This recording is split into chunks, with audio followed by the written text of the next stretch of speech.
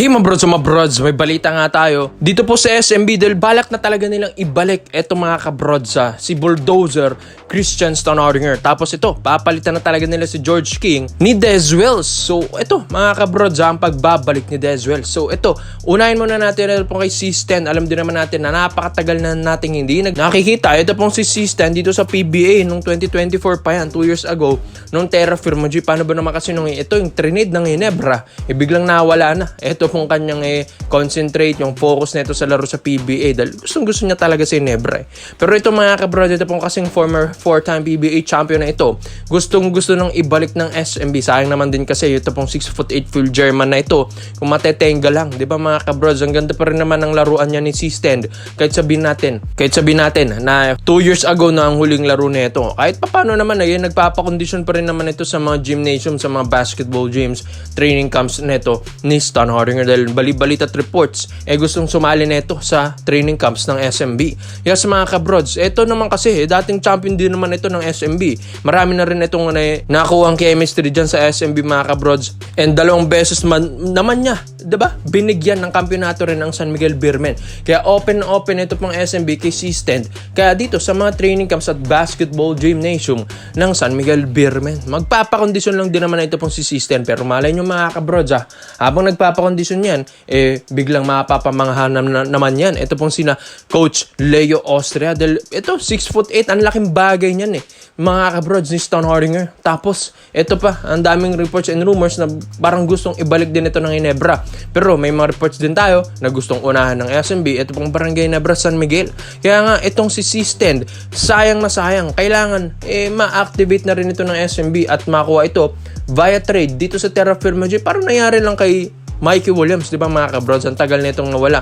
Pero nakuha nila via trade yan. Itong si Williams dito sa Converge Fiber Extras. Kaya nga itong si C-Stand, ito na yung isusunod ng SMB dahil gustong-gusto ng SMB na makuha ang kampyonato dito ngayong Governors Cup 2026. At ito, hindi lang naman si C-Stand mga kabrods. Ito pa, Dez Wells. Alam din naman natin na ito yung former import din ng San Miguel Beermen noong 2019. Pero yun nga lang, nagkanda gulo-gulo kasi noon nung nakaaway niya ito pong sina Kelly Nabong, Arwin Santos, and Ronald Tubid. So mga kabrods, tapos na yan Past 2019, 7 years ago pa yan mga kabrods. Ang tagal na yan. Kaya nga gusto rin ng SMB na masubukan ito pong si Dez Wells ulit.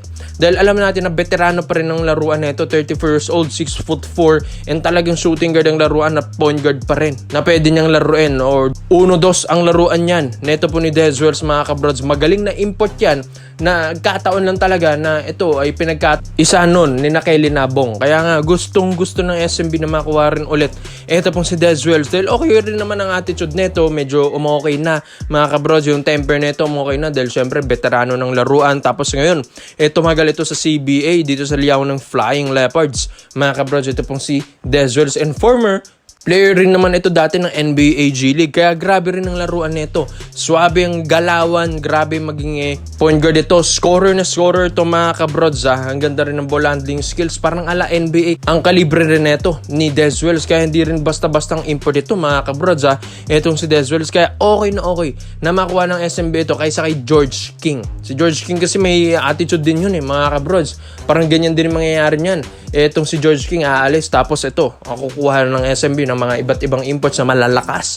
Itong si Dez Wells kasi may background na ito sa SMB management sa chemistry, sa laruan ng SMB, sa plays ng SMB. Yes mga kabrods, si Coach Leo Austria rin naman ang import dyan dati noong 2019. Kaya okay mga kabrods, Dez Wells to San Miguel Beermen plus Christian Stonehordinger to SMB. So ang lakas nito mga kabrods, baka makakuha na talaga nila ang Governors Cup 2026 Championship.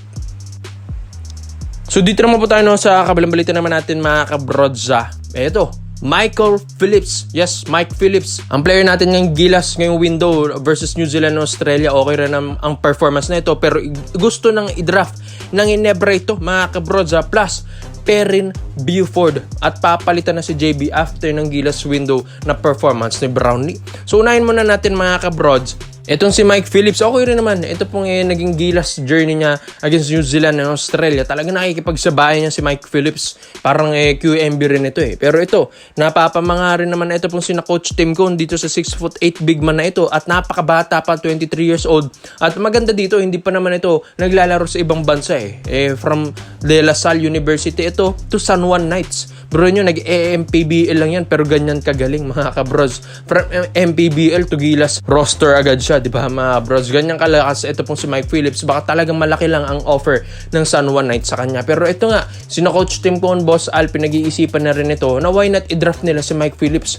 Malaking bagay ito, 6'8", lalong-lalo na ito pong sina Japet Aguilar at ibang big man ng Ginebra. Hindi naman din ganun ka-consistent. At pwede na mapalitan na rin ito pong si Japet para sa future ng Ginebra dahil nagkakaedad na rin yan si Aguilar. Kaya nga gustong-gusto ng Ginebra na magkaroon ng batang big man na katulad ni Mike Phillips, 6'8", tapos ang ganda pa ng laruan sa ilalim.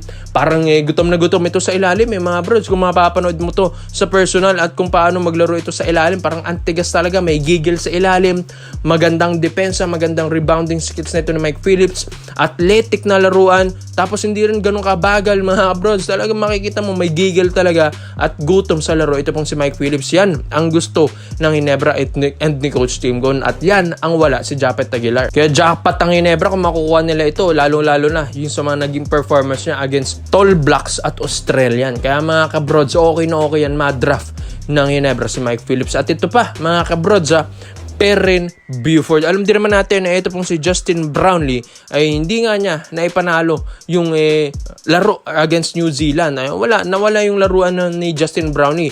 Maski nga si Boss Al, sinide-eye na ito.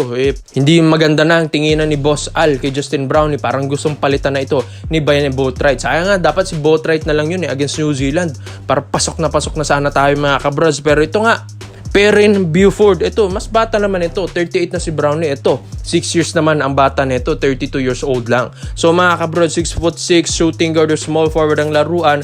Magaling na player, shooter, scorer, former scoring champion ng Japan B-League noong 2024. Kaya saan ka pa mga kabrods, magaling na player ito pong si Perrin Buford. Parang Justin Brownlee rin ang laruan, kasing height din ni JB. Pero mga kabrods, mas bata, mas gutom sa panalo. And ito, maski nga sa ibang bansa, ang dami na itong pinahirapan. Sa Russia, sa Lebanon, sa Australia, ngayon naman sa Indonesia.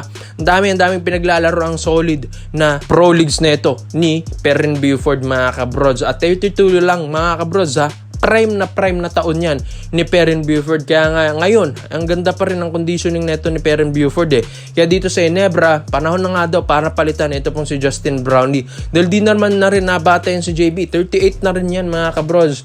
Kailangan ng Ginebra na meron namang mga reservang tires. Or sabi nga nila, mga reserve young imports para sa future ng Barangay Ginebra San Miguel. Itong si Perrin Buford, okay na okay ito mga kabrods. Baka nga, mapa-champion pa niyang Ginebra kung sakali man. Dahil grabe rin kasi ang shooting neto, yung pagiging scorer neto. Andun talaga mga kabrods, parang Justin Brownlee. At ang ganda rin sa depensa. Mataas tumalon, athletic, mabilis. Grabe rin ang ball handling skills na kay Perrin Buford ng lahat Kaya ikaw mga kabrods Mike Phillips, 6'8", Mike Phillips to Ginebra plus 6'6", Perrin Buford to Barangay Ginebra San Miguel. Komento mo lang opinion mo dito mga brods at isin natin yan. Salamat po sa panonood mga brods. This is the Basketball Trade-Ups na lang. I'm out.